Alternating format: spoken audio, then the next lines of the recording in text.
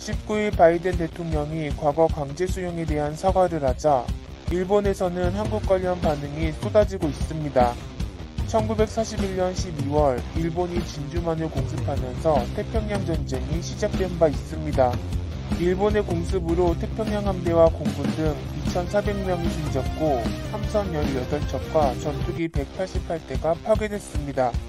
루스벨트는 국가 치욕의 날로 선포했고 미우에는 사흘 뒤 전쟁을 승인했습니다. 개전 직후 반일 감정은 험악 그 자체였습니다. 일본산 불매운동을 넘어 쓰던 물건도 내다버리기 일쑤였고 일본계 직원을 해고한 기업도 적지 않았습니다. 루스벨트 대통령도 이듬해 2월 19일 행정명령 9066에 서명했습니다. 이는 적성국가 시민들을 수용소로 강제 이주시킬 수 있는 명령이었죠. 당시 미국에는 일본계 시민 12만 7천 명이 있었습니다.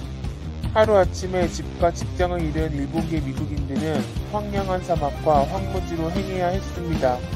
곳곳에는 보초가 있고 기관총으로 감시하는 감옥 그 자체였습니다. 대상자 중 3분의 2에 달하는 7만여 명은 미국에서 출생한 시민권자였습니다.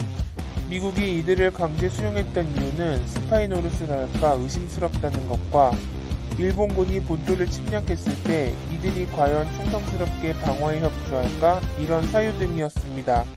이를 두고 논란도 많았는데 대법원은 6대3의 판결로 합헌 결정을 내렸습니다. 같은 적국이었던 독일과 이탈리아계 미국인에 대해서는 강제 수용 조치를 취하지 않아 일본계에 대한 증오심이 컸던 것을 알 수 있습니다. 미 연방대법원은 종전이 임박한 1944년 12월 이 조치에 대해 위헌 판결을 내렸습니다.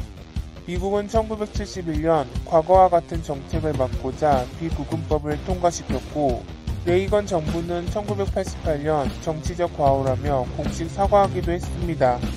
그리고 시민자유법을 만들어 일본계 미국인들에게 1인당 $20,000를 배상했습니다. 하지만 미국의 사과는 여기서 끝이 아니었습니다.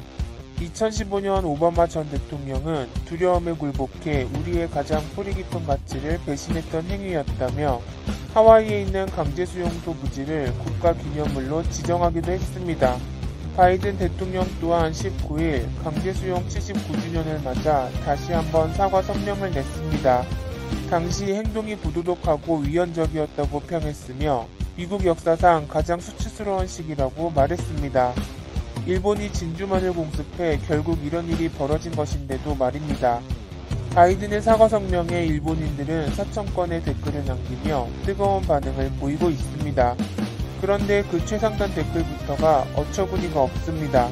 과거에 있었던 잘못은 취소할 수 없으니 사과하고 앞으로 나아갈 수밖에 없습니다. 다만 사죄를 계속 요구하는 한국이나 현재 강제 수용소를 둔 중국과는 가까이 해서는 안 됩니다. 이는 미국의 사과 행동을 보고 한국에 사과하지 않는 자신들이 뜨끔했다는 것을 알 수 있습니다. 다른 반응을 봐도 일본은 사과를 요구하지 않으며 배상도 요구하지 않는다. 반면 한국은 사과하면 또 사과하라고 하고 배상하라고 한다. 나쁜 타이밍으로 보여집니다. 위안부 문제도 있고 사과의 모범을 보였다는 의미가 될 수도 있습니다. 이렇게 한국에게 사과하라는 의미가 있을까봐 우려하는 것을 볼 수 있습니다.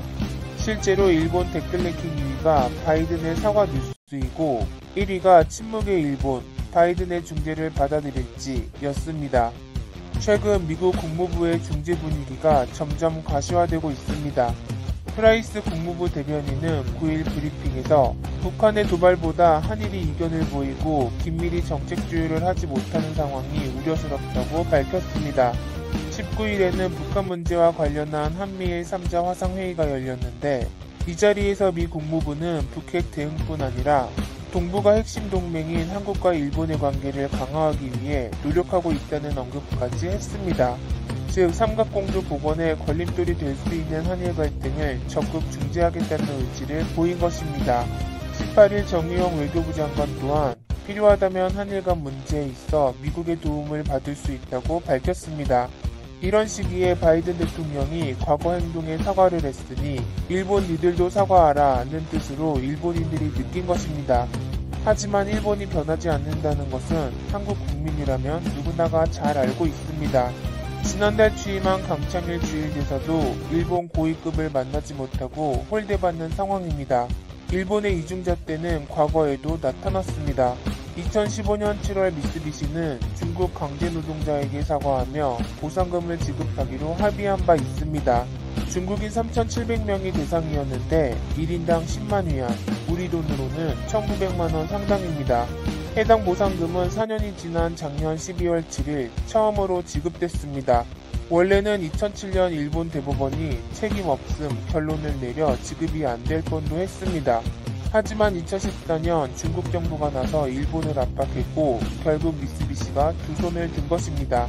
비슷한 시기 미쓰비시는 미국에도 건너가 강제징용 피해자에게 사과하는 행동을 보였습니다. 태평양 전쟁 당시 1만 2천여 명의 미군 포로가 일본으로 이송됐으며 이들은 50여 곳에서 강제노동에 시달리다 10%가량이 사망한 것으로 추산되고 있습니다.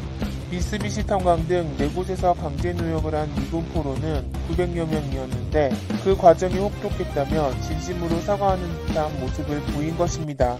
하지만 한국에 대해서는 피해 보상을 외면하고 자산압류 명령에도 항고로 일관하고 있습니다. 일본은 강한 자에게는 빌빌대고 약하다 생각하면 깔아뭉개는 방식을 쓰고 있습니다. 한국은 확실히 힘을 길러 일본을 압도해버리길 바랍니다.